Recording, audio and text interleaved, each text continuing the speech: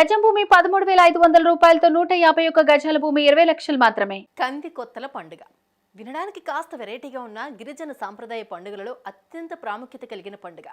ప్రతి ఏడాది డిసెంబర్ వచ్చిందంటే చాలు గిరిజన ప్రాంతాల్లో ఈ పండుగ సందడి మొదలవుతుంది. అసలు ఈ పండుగ ఏంటి, దీని వెనుకాల ఉన్న కథ ఏంటి?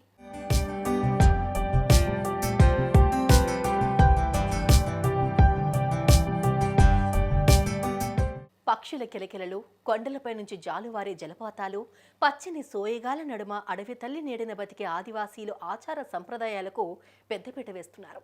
ఆధునిక సాంకేతిక అంశాల వైపు అంతా పరుగులు పెడుతున్న మన్యంలో అడవి బిడ్డలు మాత్రం తమ వారసత్వాన్ని అందుకుని అడవి తల్లి ప్రకృతి దేవతలను పూజిస్తూ ఆచారాలు, సంస్కృతి సంప్రదాయాలు చాటి చెబుతున్నారు. గిరిజన గూడాల్లో అడవి పుత్రులు ఎంతో ఉత్సాహంగా నిర్వహించే కందికొత్తల ఉత్సవాలు అత్యంత వైభవంగా జరుపుకున్నారు.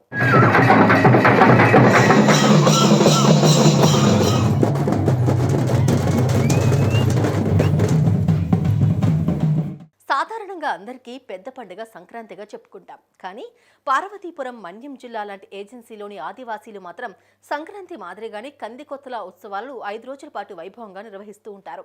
డప్పుల సందడితో రాత్రిళ్లు సందడి చేస్తుంటారు. గిరిజనులు పండించే పంటలు, కందులు, కొర్రలు, జునుములు, వివిధ రకాల ఉత్పత్తులను మొదటిగా ఆ గ్రామాల గ్రామదేవతలకు అర్పించి మొక్కులను తీర్చుకుని పండుగను జరుపుకుంటారు.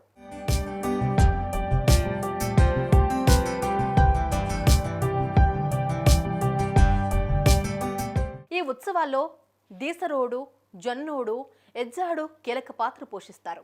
దేవతలను గ్రామాల్లోకి తీసుకురావడం, పూజలు చేయించడం, అనుపోత్సవాలు తర్వాత అటవీ ప్రాంతానికి సాగనంపే వరకు బాధ్యత వహిస్తారు.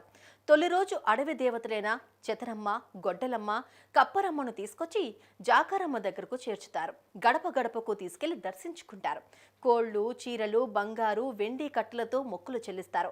దేవతలను సమీప గ్రామాలకు తీసుకుని వెళ్లి డప్పుల సందడితో బియ్యం సేకరిస్తారు. వాటిలో అనుపోత్సవాలు రోజున గ్రామమంతా ఒక చోట భోజనాలు చేస్తారు. అనంతరం గొడ్డలమ్మ, చేతరమ్మ, కప్పరమ్మలను అటవీ ప్రాంతంలోని ఆయా స్థానాల్లో భద్రపరుస్తారు. యువతీ యువకులు, మహిళలు వేషధారణలు ధరించి డప్పుల సందడితో నృత్యాలు ప్రదర్శించి సంస్కృతి సంప్రదాయాలతో అత్యంత వైభవంగా జరుపుకుంటారు.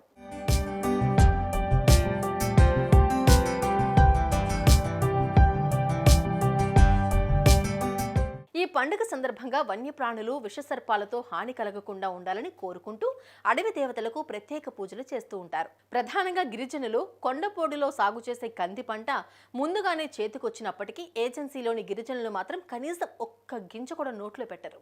కంది కొత్తల ఉత్సవాల తర్వాత మాత్రమే కందులతో పాటు గంటెలు, జొన్నలు, సామలు వంటి చిరుధాన్యాలను ఆరగిస్తారు. తొలుత సేకరించిన కందులను అమ్మవారికి బోనాలతో నైవేద్యం పెట్టి పూజలు అనంతరం ఆరగించడం ఆనవాయితీగా వస్తోంది. ఎంతైనా గిరిజనుల సాంప్రదాయాల్లో ఇలాంటి పండుగలు, వాటి వెనకాల ఉన్న కథలు వచ్చే తరాల వారు తెలుసుకోవాలి. ఏమంటారు? కామెంట్ చేయండి.